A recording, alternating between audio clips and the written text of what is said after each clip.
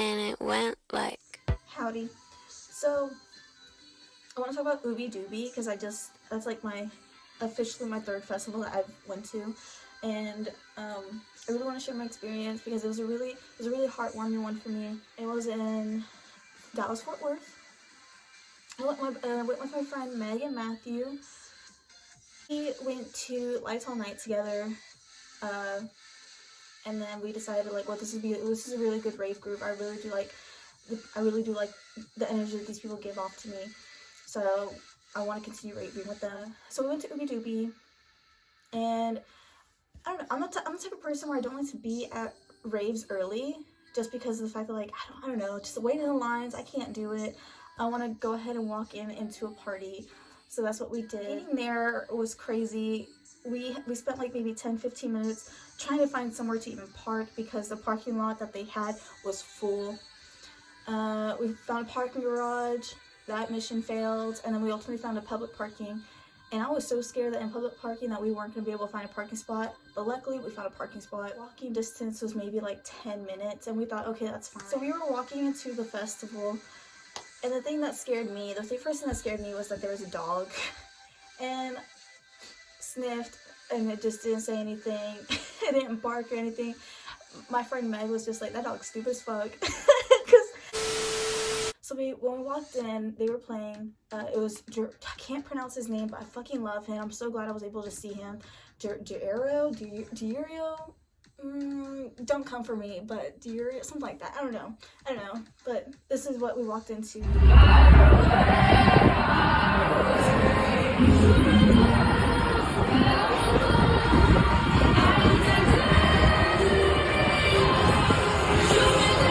So, I was so excited. And then we found the second stage, and then we started going more towards the main stage, which was in the very back. But they were just like, no, that's another entrance, that's another entrance. And I was just like, are y'all sure? And then I was like, no, it's not. So we just kept going straight, and then we found his friends, and then we chilled for a little bit. We said hi. And then they were ready to go into the crowd. First of all, I'm just gonna go ahead and say it now. If y'all ever need to get through a crowd, I'm the one to do it. I am the navigator. I can get us through any crowded crowd. I can get us as close as possible to the front because I'm just that person. My mind is always like, okay, where do I need to go? So we were going in.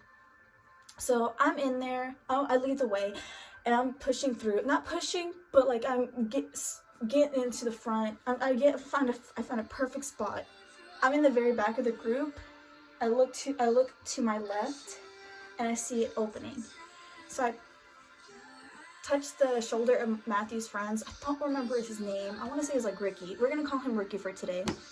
So I tap on his shoulder, and I point, and I go, and I think he's behind me. So I'm going, and I look behind me. They weren't there, and I was like, ah, shit.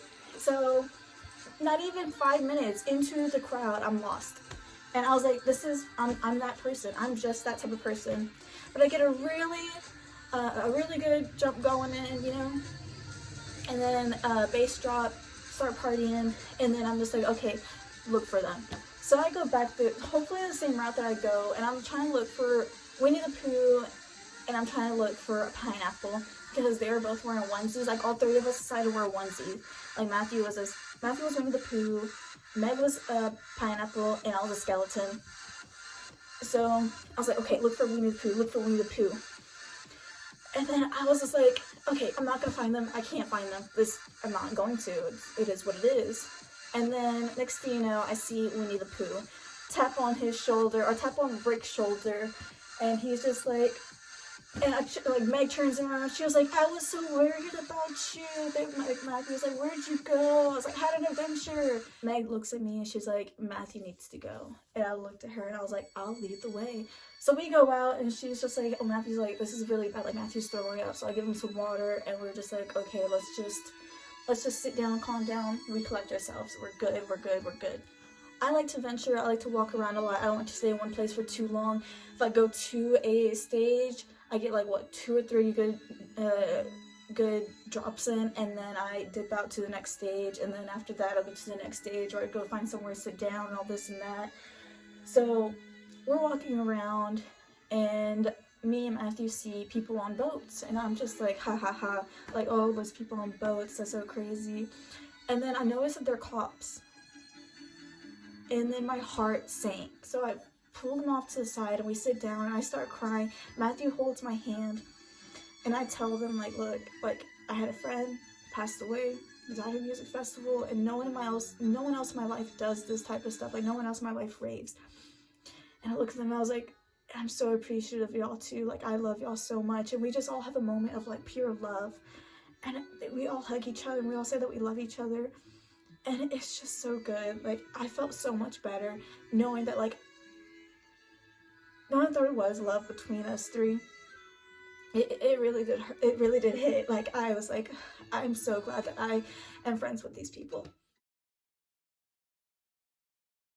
Go back out adventuring again, and then we get to the second stage, and we're sitting, and we're just looking at the stage, and I know my friend is in bowls, so he's laying, yeah, like, I'm sitting like this, and he's laying between my legs, and Meg has kaleidoscope goggles.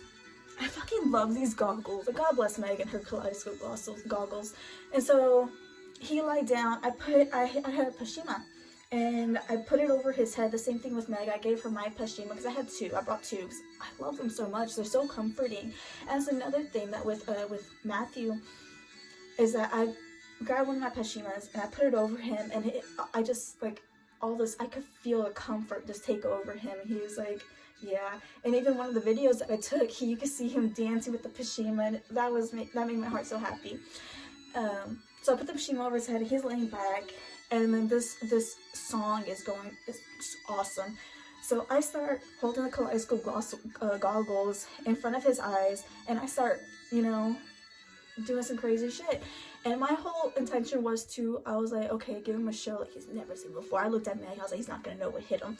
And I started doing everything, and like, he's just like, Crystal, you're blowing my fucking mind. I tried to do round 2 with it, but I couldn't. But it's okay. I'm so glad that I was able to provide that experience for him, because yeah, it was really cool. And I am very on point with hydration. Okay, water is key, and because of that, bro, I had to use the restroom. Like, I used it like 4 times. Every time I passed by a restroom, I stopped and used it. There'd be some really disappointing times where there wasn't toilet paper in the stalls. But I remember sitting down, and my entire ass just got wet, and it felt so gross, and I was like, oh my gosh. After that, I learned how to hover, and that helped me a lot. That definitely was a good quad workout right there, buddy. Getting to the ending of it, and Cascade and Kaizo, can't pronounce their names, and it really does irk me. But Cascade's playing, and he's showing these lights, like, it was so cool. I just kept looking at it. I would point at Matthew, point at Meg, point like a little kid. And so that happened. So Cascade started playing Disarm You, and little young Crystal went crazy. Like, she's always wanted to see him live, and she finally had the opportunity to, and that it was just awesome. It was absolutely amazing.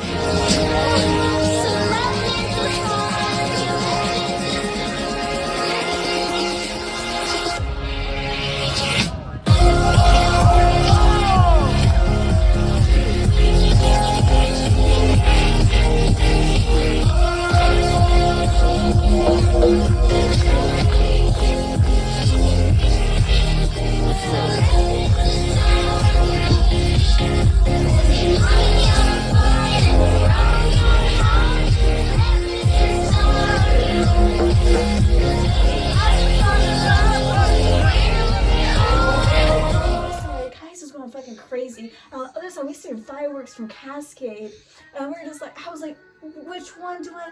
Oh my gosh, it was just so crazy. It was so good. And then it was over. It was so unfortunate.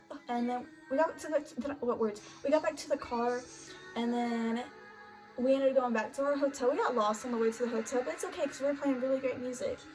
And then we get back to the hotel, and we just all knock out. And it was just a really good time.